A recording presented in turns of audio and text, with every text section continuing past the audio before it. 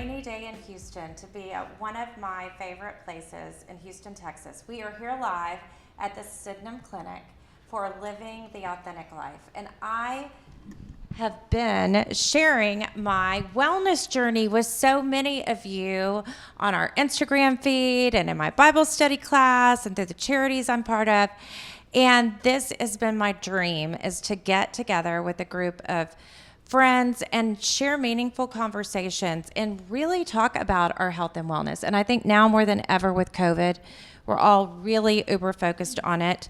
I have shared also with you guys that I've been doing a lot of research on living an authentic life. And I really believe that if you choose a purpose and you commit to that purpose and you align your words and deeds and you connect with people in your tribe, in your family, in your community to make a difference, that you will soar and you will find abundance in ways that you haven't done it ever before.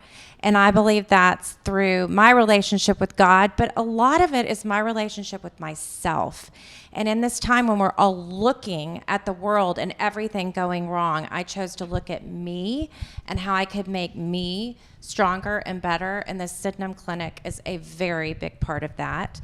I'm so happy to welcome Dr. Anshul Bhatia, not doctor yet, but she is the founder of the clinic, and Dr. Terry Rice, who is an amazing medical doctor who has an incredible resume that I won't read, but she's worked with everywhere from MD Anderson to I believe Ben Taub. That in itself, the fact that she survived that. And now we are looking at this overall approach. I don't know about you guys, but I have probably 5 different doctors. I have my concierge doctor, and then I have my OBGYN, and then I have the woman that helps me with my hormones, and then I have my migraine doctor. And now I'm working with Sydenham, and they're kind of putting all this in an umbrella for me so they can look at my overall health. And I'm working with a trainer, and I'm working with a dietitian, and I'm looking what's right for my body, not what you read online, because it's so confusing. So Anshul, this was your dream, to bring people together in this way. Share a little bit about that. Thank you. And a little bit about that Freudian slip earlier. I almost became a doctor. I was doing my PhD in neonatal psychology. Wow. And I'm still fascinated by the psychology that happens when we're, even in the womb. That's for another lifetime, maybe. Anyways, so would you like me to go through the slides? Sure. Okay, great. So this is one of my favorite quotes from one of my favorite people, His Holiness the Dalai Lama, that we go on thinking we're invincible, especially us as entrepreneurs. Very often we think that we're never going to die, and we die never really having lived. So our goal is to live longer, healthier, happier lives, and therefore the Sydenham Clinic was created. While we practice cutting edge modern medicine, we are also trying to bring in ancient wisdom and create a space that's a longevity club where, like-minded people can come and collaborate to live longer and healthier and happier lives. It all began with a personal journey when we lost my father-in-law to medical negligence, and I realized the system is broken. And I wrote this book out of frustration. I literally got this done. From the time I decided I want to write a book to the time I found Bloomsbury to publish it, and it was 3 months. And I moved here, and I realized the system here is broken too. And we need to plug the gaps. So there is a big gap, and the gap is 17 years. From the time something gets discovered to the time it comes to mainstream medicine, it's 17 years too late. So we like to say we're practicing 2037 medicine here at Sydenham Clinic. A little cheeky, but that's fine. That's us. We like cheeky. Yeah. So a little analogy to bring in, people fly private, people fly commercial. So when you look at commercial healthcare, that's how we like to call it. It is hospital-oriented, it's pharma-dominated. The Bucas of the world, Blue Cross Blue Shield, Aetnas of the world dominate medicine to the point that it's become 7-minute medicine now. And the system is broken, which is why the 17-year gap. So we feel the solution lies in, for people who have resources or people who treat this as their number one priority, we call it flying private or the private jet of healthcare. And this is what private healthcare looks like by our definition. It needs to be a 360-degree approach. It cannot be in silos like you were saying. And it needs to be genomic-led, and which is what is so unique about Dr. Rice. She's the only person in Houston, or probably, many, many miles around Houston, to be practicing genomic-based primary care. So you imagine your personalized program according to your genes, your hormones, and she'll go more into it. And it's preventive, it's proactive, and it focuses on performance, not just, okay, there's no pain, but can we help you jump higher, run faster? And the problem is that we are only addressing the tip of the iceberg through the commercial healthcare model. You fall sick, you go for an annual health checkup, or you're only limited to one physician or a hospital sphere of influence. We truly come in and say we cover it all because we represent the patient in the system, which was the missing link, that nobody represented the patient. Everybody's trying to sell you a supplement or trying to sell you their test or trying to do something. So we have a membership program where our whole goal is to do whatever it takes. For some people, it may be more mental health. Some people, it's more supplements. Some people, it's more hormones.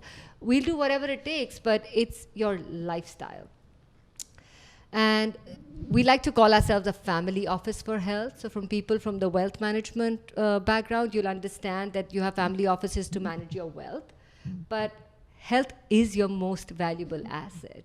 So you need an office and you need a team like us to help you manage your most valuable asset. A big part of what we also like to do is consolidate medical records and sort of keep it here centralized. And this is my husband's records. This is what they look like. Dr. Rice is really going to touch upon this approach of ours. We like to call it the Sydenham methodology, where we look at genomics, sleep, gut health, hormones, physical fitness. She's going to let you know what all these black rings are, like the cult rings all three of us are wearing. But I'd like to end by saying the best way to predict the future is to create it. And that's exactly what we're doing here. These are some of our board of advisors. And now I want to invite the superstar, Dr. Terry Rice, to really go into some of the methodology and the why we're doing this and how we're doing this. Thank you. Thanks, Anshul. And thanks so much, Danae, for joining us here at Sydenham Clinic today. We're just thrilled to have you and just so excited to go through this journey with you. I really look forward to working together to improve your health. And you mentioned something in your introduction that is so important to me, and it's one of my pet peeves in medical care, when you said how many physicians you had taking care of you for all these problems. And in the 30 years that I've been involved in medical care, I've been in practice, this has become, I think, more and more of an issue. I've seen this develop over the years. Back when I first went into practice, I was practicing internal medicine, and that was back in the day when we put our own patients in the hospital and we made rounds, every day on our patients. But now that's just not a reality anymore. Now you have a hospitalist team. So even for your primary care in the hospital, you're divided from your primary care physician. And when I was at MD Anderson, which is an amazing institution, our patients would often have 10 doctors taking care of them. And patients become confused and they don't know who is in charge of what or who to turn to for what. And patients would often ask me, but who is my real doctor? Who's in charge of my health care? And I think it's an interesting development because we have so much knowledge now, and medical knowledge is, doubling in less than a year, the amount of knowledge that we have. And so people, to be a true expert in their field, become just in their one field, and they're afraid of getting outside of their lane. But for the patient, it leaves the patient just kind of lost. So when I took this opportunity to work at Sydenham Clinic, the investors and owners asked me, well, if you really wanted to look at a patient and to improve their health, what would you do? And so I was lucky enough to be allowed to put together a program where I feel like we can look at the patient, they're just all parts of the patient, to try to put it all together, to try to holistically, and that's kind of an overused word, approach healthcare. So Anshul was talking about genomics, and that is one of the most interesting things that we do. But we do a really in-depth dive into genomics, and that's a sexy topic now. A lot of people have had their genomics looked at, and they're often very underwhelmed when I talk with them afterwards. They're presented with a lot of letters and numbers and don't know what to do with it. But we're using a company in Austin, and I think the woman that started this is just really brilliant. And we look at 800 minor variations in your genetic code, but we don't look at anything that's not actionable. And everything we talk about, there is a plan, whether it's diet, lifestyle, nutrition, medications, or supplements. And so people say, well, it's my genes, it's my hard drive. I can't change my genes, right? So what are you talking about? How are you going to make recommendations about my genes? Well, the thing that we're learning more and more about genes, and this is called, epigenetics, is that yes, you might have your genes can't be changed, but you can kind of turn them off and turn them on, or you can give them the things that they need to work better if you have a weak gene. So that's how that works. So anyway, our genomic evaluation is 800 minor variations in your genetic code, but it's in 33 metabolic categories. So we look at cognitive risk, cardiac risk, what medications are more likely to work for your blood pressure, what about your mood, how you metabolize different vitamins, your risk for osteoporosis, what your risks are for different nutrients like choline and collagen and things like that. So it's really fascinating, and we spend a lot of time looking at that with our patients. But that's just one small part of what we do. The other thing that we do is we really get into nutrition. And I work very closely with the nutritionist. We do a very in-depth nutritional evaluation on our patients. We look at all of their amino acids, their vitamins, their neurotransmitters.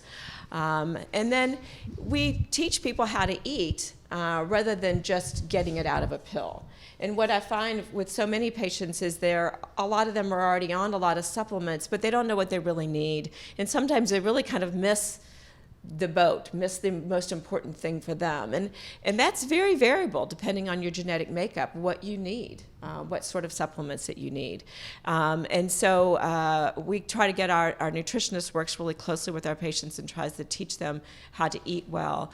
And sometimes people don't want to initially meet with a nutritionist because their idea is that they're going to be told what not to eat. And people that think they're on a healthy diet, often it's this avoidance diet. You talk to people about their diet, and they go, well, I don't eat high fructose corn syrup, and I don't eat a lot of sugar, and I don't eat this, and I don't eat that. But what they're eating is 3 or 4 things, and that's it. And that's not really the way to meet your nutritional needs. So you shouldn't be afraid of the nutritionist. She's going to broaden your horizons, not narrow them. And then hormones is the other thing that we look at. And this is so important in men and women. As we age, our hormones start to change. And that affects our cognition. It affects our bone health. It affects our vascular health. But also the way we metabolize our hormones affects our risks for breast cancer, uterine cancer, osteoporosis, cognition. So we can look at, with the appropriate testing, we look at how you metabolize your estrogen. And estrogen is metabolized down 3 different pathways. And one of these pathways increases your risk for breast cancer and uterine cancer. It's known as the 4-hydroxy pathway. And that is how alcohol and obesity and lack of exercise increases your risk for breast cancer. But your genetic makeup also determines whether you're at high risk of metabolizing that way or not. And that can also be affected with lifestyle and supplements. So now what about your physical health, though? So we can't, separate the metabolic or the chemical side or even the mental health from our physical health. So we have engaged with a really excellent group here in town called Acceleration Training Concepts. I get such amazing feedback from our patients. And they look at our patients' flexibility, strength, how their body is balanced, and really help hone in on what you need as an individual, whether it's to strengthen your legs, whether it's to strengthen your core, whether you're getting older, over the age of 50, our balance starts to deteriorate. That's very important for fall risk. So every patient is seen as an individual and helped with what they need help with. And I think that's really, really important. And then one of the final things that we do is we look at sleep. That's the Oura Ring. So we all are wearing our Oura Rings. And this is the best wearable for sleep. And the Oura Ring tells you about your stages of sleep. You can see the different stages of sleep on your phone. It works with your smartphone, and also quantitates for you how much REM sleep you get, how much light sleep you get, how much deep sleep. And then we help you improve on that. Because a lot of people have sleep difficulties, especially with all of the blue light that we're exposed to through our computers and our phones. And then many of us are not getting sunlight in the morning, and all these things affect our circadian rhythm. So we try to put all that together, and it's important, and it's a lot of fun. So I have so much to say, I don't even know where to start.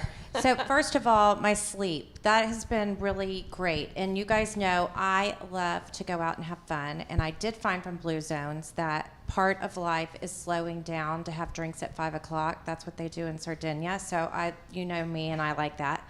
But it also I'm always the first girl to go to sleep at a party. And this sleep ring actually tells me the best time for my body is to go to sleep between 9:30 and 10:30. And I know I'm not going to be invited to any of y'all's parties anymore, but it gives you grace, like, to know what your body needs. And you don't have to do it, but it gives you grace to know it. And then if you don't do it, you see it in your readiness for the next day. So it shows you what you maybe feel in your heart, but you don't know how to say to someone. It's take time, slow your body down. The other thing is eating. Like, I met with Shauna, the nutritionist, and again, I was like, okay, I'm addicted to dark chocolate, and I love to have a glass of wine every night, so I'm not taking those out. And she goes, well, you don't have to. And I went, what? And she goes, you get 4 servings of carbs a day to get where you want to be for your body fat, and you can get them whatever way you want.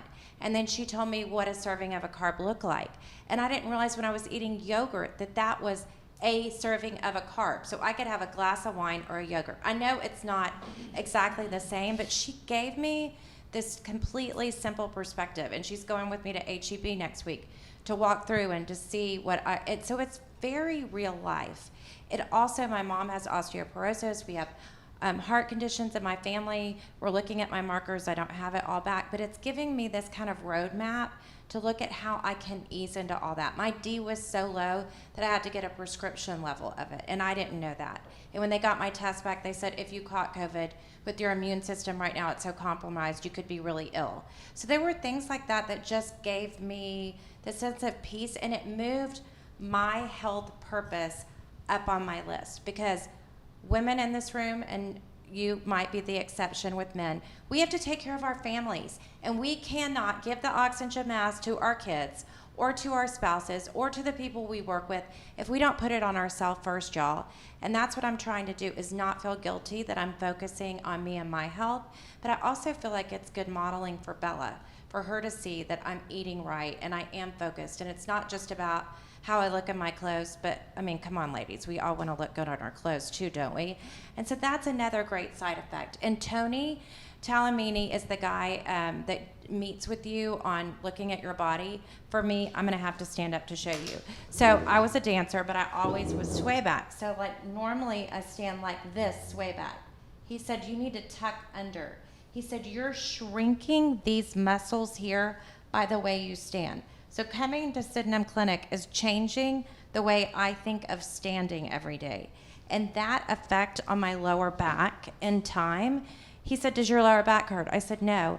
And then I realized I'm probably at a 3 level of pain every day in my lower back, but I'm going so strong I never notice. So I can just tell you like those simple things, and I don't even have my hormones or my genome back. That's just what I've already done. So I am not a pushy salesperson, and I'm not benefiting by bringing y'all in, but I love my tribe, and I love my ladies, and men in my life, because you're great too, Joe. And we're going to hear from Joe and Amy Pierce, because the other thing that makes us keep going is our community and keeping our community safe. And that's a big part of our purpose too. And that's why I wanted to bring them in. So ladies, thank you for being here, and let's move on to learning about our charity of the day. Thank you. Thank you. And they'll be here for questions afterwards. So I'll start with an introduction of both of you guys can come and sit. My sister from another mother, Amy Pierce, we came together to chair No Autism, and she was the chair of the Women of Distinction this year. But more than that, she is like the person that I call when things are bad, when things are good. She is my people, and I love her. And together we are trying to take down this horrible, with all of you in this room, we're trying to change the way women and boys and some men are sexually exploited. And we're doing that with a group called Houston 20. And I'm gonna turn it over to Amy to share about that, and then I'll introduce Joe. Well, yes, and I actually got involved in this. I was chairing the ball for the gala for UNICEF, and it was focusing on human trafficking internationally, and we've all heard about that, India, some of the key areas around the world. And then I learned a fact that Houston was #1 in the nation for sex trafficking. I could not understand or believe it. So I went with an organization called Elijah Rising, Joe. They have a tour that will take you around brothels here in Houston. And I thought, a brothel? So we started driving around, and they said that massage parlor is actually a brothel. Here, here, here. We started driving around, and all of a sudden I realized, wait, stop. We are at basically Richmond and Voss, and heading toward Westheimer and Voss. That is my academy. That is my Barnes & Noble. That is our Michael's, where I take our children to go shopping. We are 2 miles, less than 2 miles from my home. This is happening in my backyard. And all of a sudden realized, I use this phrase often, I was so enraged, I had to get engaged. And I had to make a change, because these are my kids. All of a sudden, I would not let my son, who was going to Memorial at the time, walk home from Memorial High School after football. I went to pick him up. I now have a 14-year-old daughter and an 11-year-old son, and they are target age, and you'll hear more from Joe about that. So I helped co-found an organization called Houston 20. We are an inclusive group of engaged and influential people who have come together to fight sex trafficking in Houston and in our state. And we are a part of an overall organization called Fight for Us, and we have a website, www.fightforus.org. Got to get that plug in. But, and we do it through several ways. We do it by holding fundraisers, and we've raised more than $2 million in the 3 years that we have been organized. Fundraisers, 100% of everything we raise goes to a collaboration of organizations, nonprofits, which Joe is one of them. 100% of what we raise goes directly to these nonprofits. And we also advocate up in Austin and in Washington, D.C. to change laws. Think about MAD, the mothers who wanted to change the laws about drinking and driving, and they did. That is what we are trying to do. Houston 20 is, we fundraise to support these organizations and, prevent through awareness at our homes, make us realize it's happening right here, and arm your children what you can do. And thank God we've got experts like Joe to help us do that. We are developing trauma-informed healing solutions. We raised $1 million, Danae, to purchase a property which is being renovated into a facility for young girls ages 11 to 18, which we plan coming online later this year. That's here in this Houston area. We also work with our survivors, our leaders and our survivors, to help them develop independent lives and sustainable lives, help them find jobs, help them have the job skills they need for this new chapter in their life so that they will truly thrive. And again, the last thing we do is work together with our nonprofits and with you, the community, to change the laws we need so that our children do not become and are not exploited and become victims. And part of this is we've been focused on the survivors and helping the victims, but a big part of that, if the demand goes away, if no one wants this product, our children are a product being sold. It used to be the drug sellers, they would sell the drug. Now they have a profit they can use time and time and time again. It's changed the whole forefront. But if we can change the demand, the supply will hopefully go away someday, right, Joe? So Joe Joe is one of my most favorite people. He's helping us on the demand side and helping us protect our children. And I am so incredibly grateful for all the work that you are doing. And so, Danae, forgive me, it's just a segue to introduce Joe, but it's part of the whole picture of the fight for us is now taking care of the demand side. And Joe started really focusing his organization, Love People Not Pixels, was focusing on pornography, because that is really the root where it starts. And it's just so easy with these things, and I need my phone, the true enemy. But his mission has expanded as an organization, I would say, a little bit, because they realize they need to help men, the buyers. Wait, I'm taking it this way. You go, do your thing, Joe, and tell us all the fantastic things, and we're so grateful to you. I swear, every time I'm in a room with Amy, I'm as quiet as long as I can be, because she will say it better than I can, but I'll do my best. Okay, I'll do my best Amy impersonation. Yes, I'm Joe Madison. I'm Executive Director of Demand Disruption, formerly Love People Not Pixels. She's right. Our foundation was rooted in awareness about pornography and the damage that it causes. But hear me. When we hear pornography, almost synonymously, we start thinking about, oh, judgment, oh, morality, oh, shame. That's not what this is about. This is, although they sound very different, the conversation that happened right before us with your other guests, I was listening and I heard parallels throughout. Those parallels were health. This isn't a moral, although we all have our own beliefs on morality, this isn't a morality argument. This is a health argument. This is about what am I consuming and is it consuming me? And so pornography made that very clear for us. And so in a lot of our workshops, we bring that point home. But it wasn't enough to stop there. We needed to understand that while in the anti-trafficking community is a little bit guilty of this as well sometimes, is we get so focused on our calling and our purpose, we are focused on survivors or demand or awareness or intervention. They're in these different silos, but you can't address demand and do that without having a heart and a mind for survivors. That is our purpose. And so when I hear Amy talk about supporting nonprofits, I think of it this way. The intersection of support and frontline work, that street is called legacy. That's what you leave going forward. And we're doing that in this city. And while we do have a number of problems in Houston, we do when it comes to sex trafficking, we're seeing leadership and collaboration that's been incredible across the board. So I'm honored to be the director of an organization that does that and addresses some of these at a very fundamental level. And I think it's interesting, and I just put it together. Sydenham Clinic is trying to be proactive to prevent health issues, and this is what we're doing with your mission. Is we're looking back at how can we address it before it even happens. Right. And it is so much about, and we didn't dive into this with Sydenham, but I've talked to people about the blue zones. Blue zones are places in the world where people live to be 100 years old or older. And a part of blue zones is a spiritual journey and connection and community and taking care of others in the community.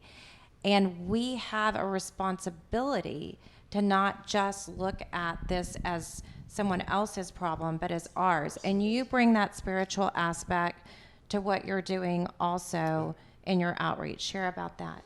Yeah, so we've got to look at this a little differently. The world, our culture, has taken some definitions, and we've just accepted them. What it is to be a man in our culture, what it is to be a woman in our culture. If we really stop and think about that and think about how we're defined and how most of that is motivated by the goal to sell us something in our culture. I mean, if we're being honest, right?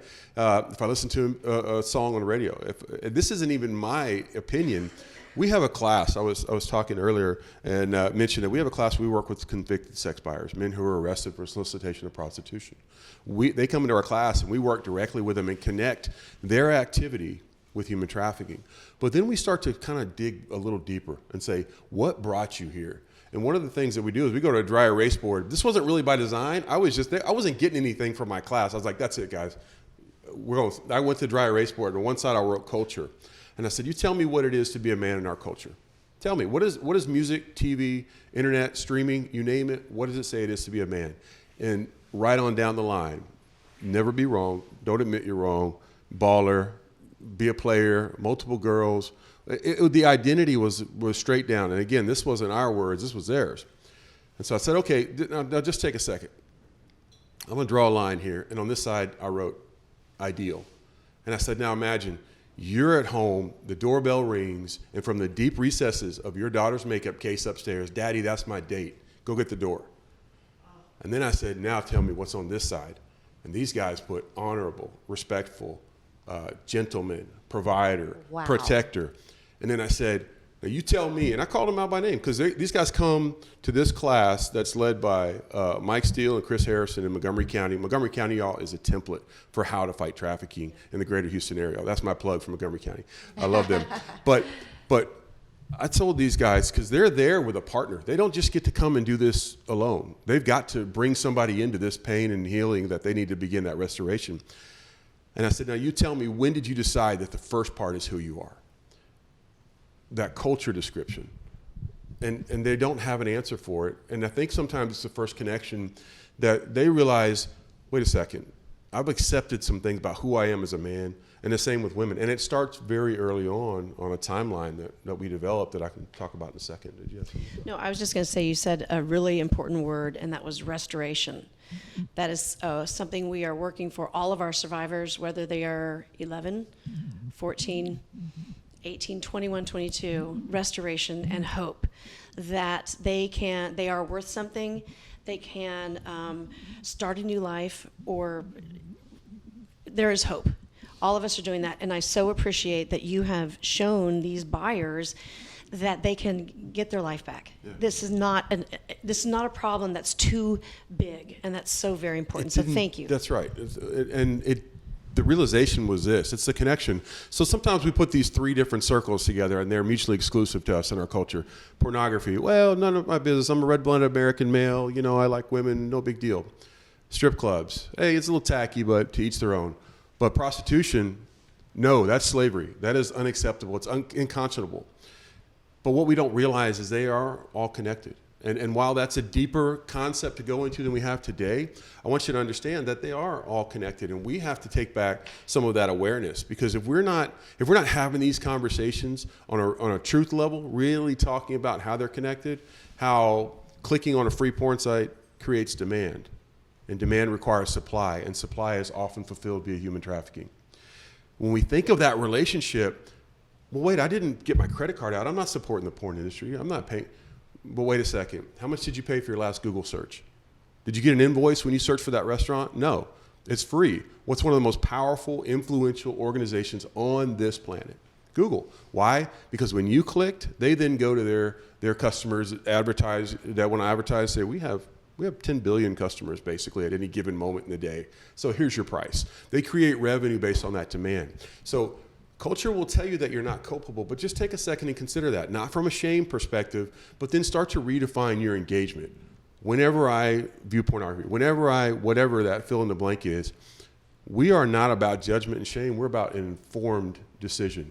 And when a man and a woman, or even a young person, can make an informed decision, they make better decisions. There's a reason why we have labels on alcohol, cigarettes, even energy drinks. Next time you're in a convenience store, look at the side of an energy drink that anyone can buy. It's got a warning on there, but not pornography, which changes the brain, neuroplasticity in the brain. Now, I'm not qualified. I'm in the place where if we get a doctor come back up here and talk about that, but I'm going to be over my head in a second. But as we talk about neuroplasticity and realize that there's a cause and effect, it really does make an impact. And when we understand it on those terms, we get to decide, is this transaction worth it? Am I getting more than I'm giving? And am I harming anybody along the way? So many people say, if there's all of these brothels in town, why aren't we just walking in and closing them down? More brothels in Houston than Starbucks. Crazy. Yeah, and it's a great question, and a question that haunted us. Amy mentioned earlier that Elijah Rising, a close partner of ours, has a van tour. That was transformational. If you have not heard of the van tour or gone on it, it's not going on right now because of COVID. But when it ramps back up, I told them at one point, this is the most powerful awareness tool in anti-trafficking. And I believe that. And in fact, my wife, in her spare time, if there is such a thing, is a van tour coordinator for Elijah Rising. And I'm one of the lead trainers, just as a volunteer, because I believe so much in the impact of it. But that is sobering for a lot of people in your small town. And it's not just in the seedy areas. You described some of them. But when we say there are 4 times the number of brothels as there are Starbucks, I never let that be said. And I tell people, I'm going to give you a pass because you gave me a great setup. I never let somebody say that and say, but you better make sure you say there are 5 times the number of churches as there are brothels. Okay. We've got that kind of base. We've got people, soldiers ready to get to work. They just don't know there's a war yet. And so when we bring that to them and help them understand that. So I said this haunted me. When we looked at this, that's a great question. Why don't they just shut them down, the police, right? The other question is, wait, if they shut them down, won't they just pop back up somewhere else? Because that's been happening for thousands of years. When I say that haunted me, it really did. And as an organization, we looked at, well, what are we doing as an anti-trafficking community? And so I personally started to think about maybe some ideas and developed a program that addresses that. We're changing ordinances throughout the greater Houston area right now because the ordinances right now to get a permit to open a massage business, it's just like really a lot of other ones. You essentially go in, you get zoned to the part of town that your business is allowed to go to under their universal development code. You write the check, you agree to some things, and you're in. And it's a very broad thing. And really, the cities they didn't know to be able to see into the future and see that a massage industry would have this type of rampant exploitation. So what we're doing is we're getting stakeholders in the community. I can tell you today, go to our Facebook page or Instagram, you'll see Rhonda Kirkendall. She's simply a defender leader, a volunteer who said, I don't want this in Fort Bend County. And she and I have been working closely together. And what we did is we went to City Council for Fulshire, and they changed their ordinance so there can be no blacked out windows, no buzzer controlled doors, no residents, people sleeping on site. All of the things that are characteristic of these places. I identified 26 of these physical and operational characteristics using Polaris' studies, some of our partners, some of the things that we've seen firsthand. And we brought that to a conditional use permit and said, you want to open a massage business? Come on in. By the way, you have to agree to all of this. We passed it in Pearland. We passed it in Fulshire. We passed it in 5 other cities. And by the end of this year, it'll be in 30 cities. That's our goal. And that is proactive. Demanddisruption.org. Yeah. You need to say your website. she's my PR person. So I get fired up and forget all the important stuff. But that didn't answer the reaction question. So if they're there, how do we shut them down? We work closely with police and have been on so many of these buyer suppression operations. We're there when men are arrested. And we're talking to the men at a point of arrest because we want to start a conversation that leads to them never buying again. That's the most direct way to fight human trafficking. I certainly believe we need firemen when there's a fire, but somebody's got to shut the gas off, or we're never going to stop the flames.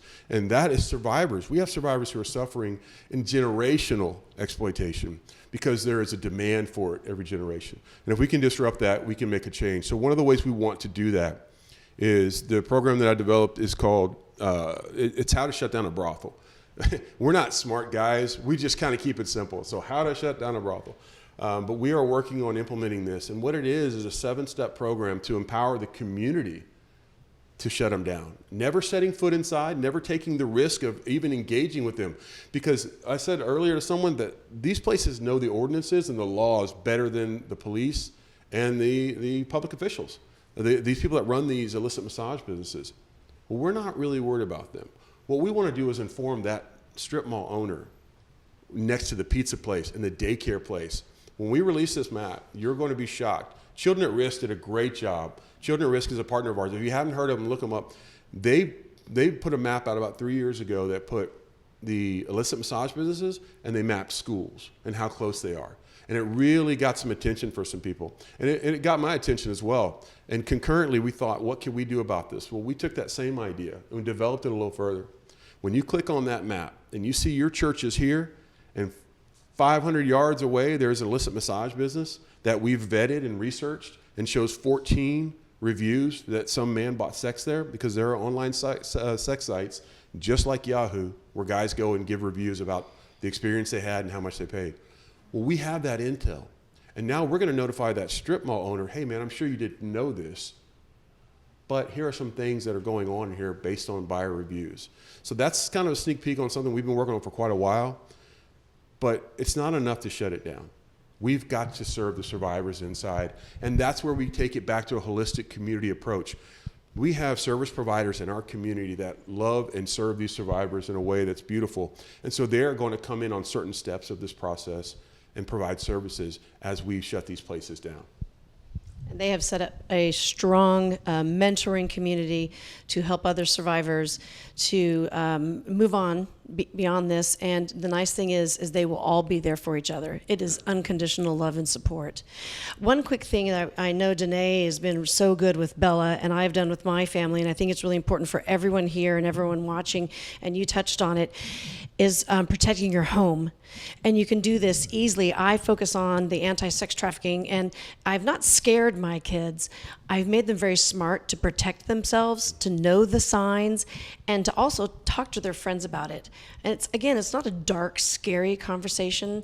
It's just to protect themselves and to make them smart and to prevent these things from happening. And I know that's a part of what you're talking about too, is being proactive, like we heard earlier, being proactive. That's right. I mean, just like we were looking at the timeline of health, right? We were looking back at just doctor after doctor, visit after visit.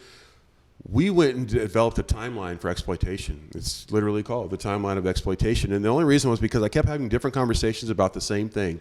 I would talk to a mother with 3 kids. I would talk to a grown man who was struggling. I would talk to a grandparent worried about their grandkids. And they were all on this timeline. And so we put it on paper and got it down to where we're looking at this. So starting around 8 or 9 years old, that's the first exposure to pornography. Now just take that for a moment. If you have a child, it's immediately impactful to think about that. But even if you don't, if you have a niece or a nephew, think about the confusion that sets in for a boy and a girl who sees not even sex, right? It's not even sex, naughty pictures. It is a violent, aggressive act being acted out on someone else. And so they stop and think, I guess this is what it is to be a boy in a relationship. I'm 8, 9 years old. I don't know, right? This is apparently what boys do. And just as tragically, the girl, again, we're talking about both at the same time, not one or the other. The girl sees that, I guess this is what girls do in a relationship. And then you fast forward 2, 3 years, and they get their first smartphone. And now not only have they seen it, but they've got unlimited access to it. And have been conditioned in a way to say, okay, well, this is available. And there's that shame factor where they're not going to go to their parents and say, this was scary and confusing. Can we talk about it? Is your kid going to do that? I mean, think about what your talk was like with your kids or the talk you got with your parents. We don't have time, but mine was a total train wreck. And God bless my sainted aunt who adopted me and my brother, 2 eating machines after graduating 2 beautiful young ladies from Rice University. Then he adopted us. And oh man, if I had one of these phones in my pocket, I would have destroyed myself. Now, if you want to reach your kids and change the narrative in your conversations and begin a conversation, tell them that tonight. Tell them, I can't imagine what it's like to live in this culture. I would have destroyed myself because we didn't have to deal with that. I'm 47, but take it back 10 more years, right? This generation gap that exists, add to that now a technology gap that has never existed before in the history of our time. 93 is when we started seeing tube sites of internet with pornography. Porn wasn't new in 93, but that's about the time that technology made it completely immersive. That changes the entire game.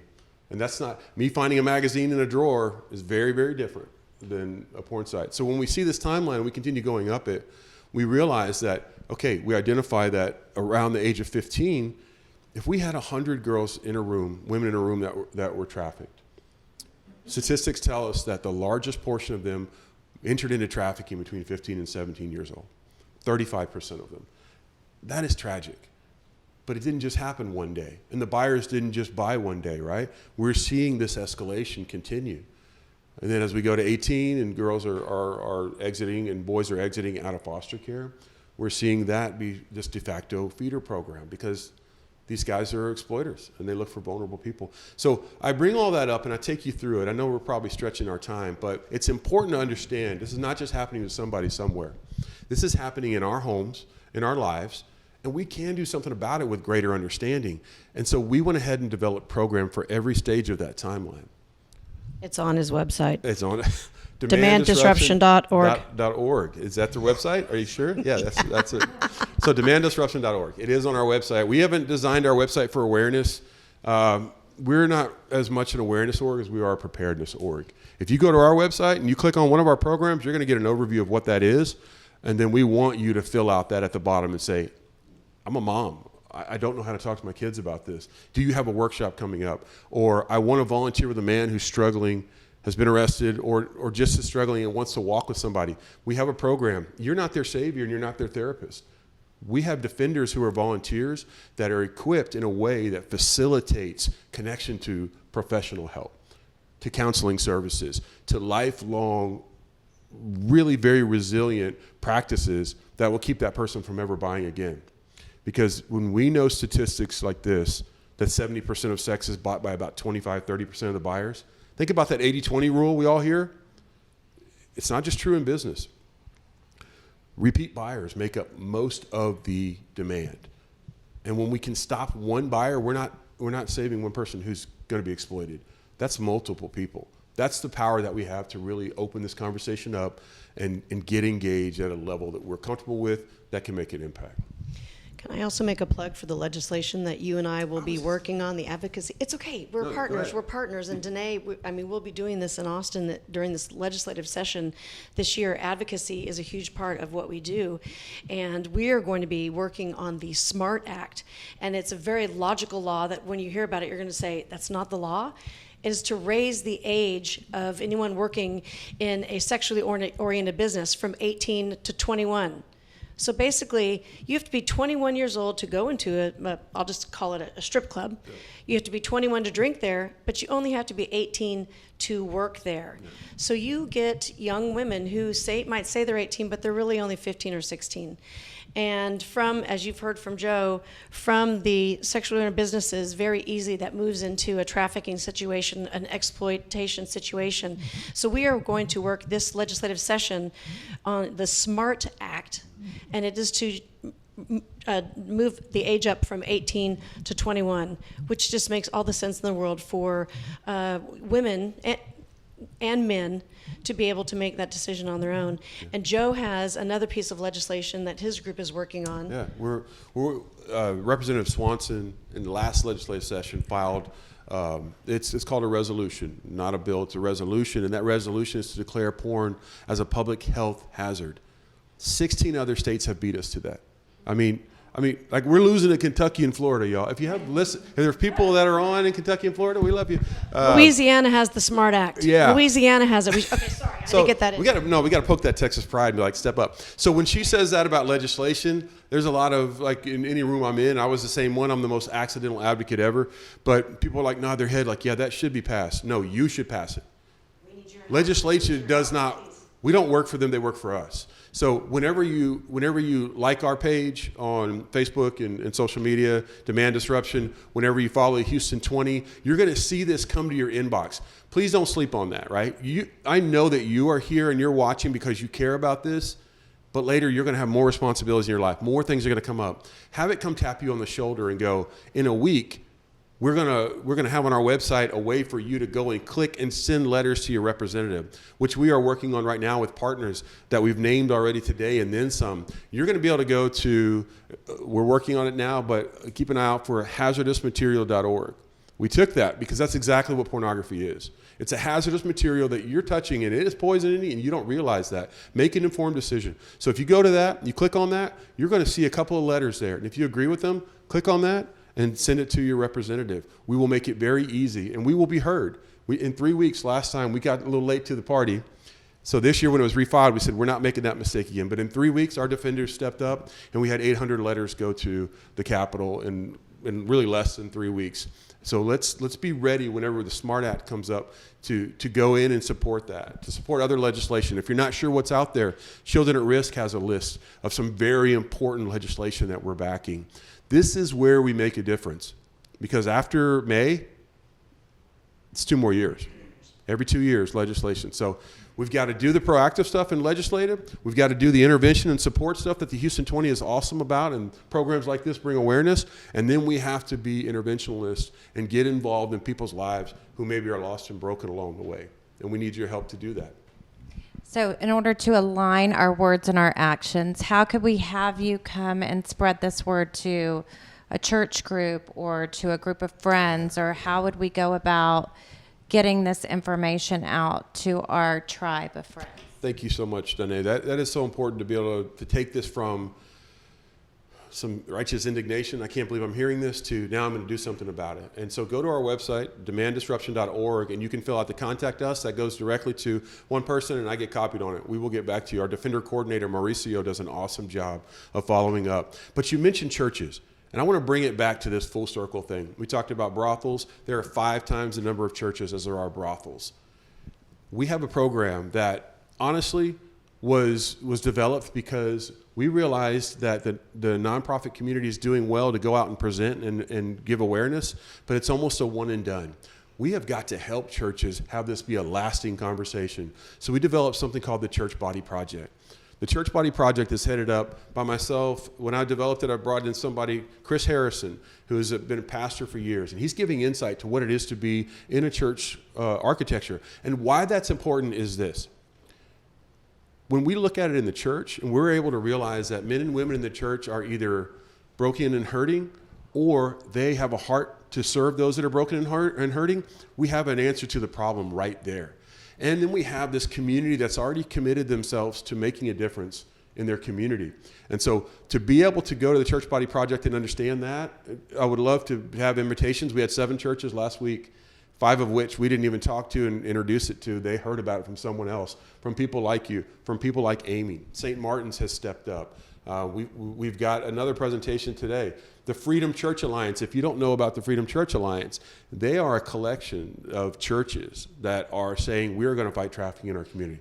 So there's a few ways to do it, but if you're interested in bringing this to your church, from talking to kids about what's healthy, all the way up to men who are struggling or families that are broken, we can address that on that timeline in the church. And when the church is healthy, the community flourishes. That's our goal, the church body. Well, thank you so much, guys, for being here. Being Valentine's week, I thought there was no better way to show love to our families and to our community, but than loving ourselves and our health, and by joining together to really make a difference in the way we interact as a community. We're going to be wrapping up our live portion online, but I want to offer time for questions, and Dr. Rice and Anshul for you two as well.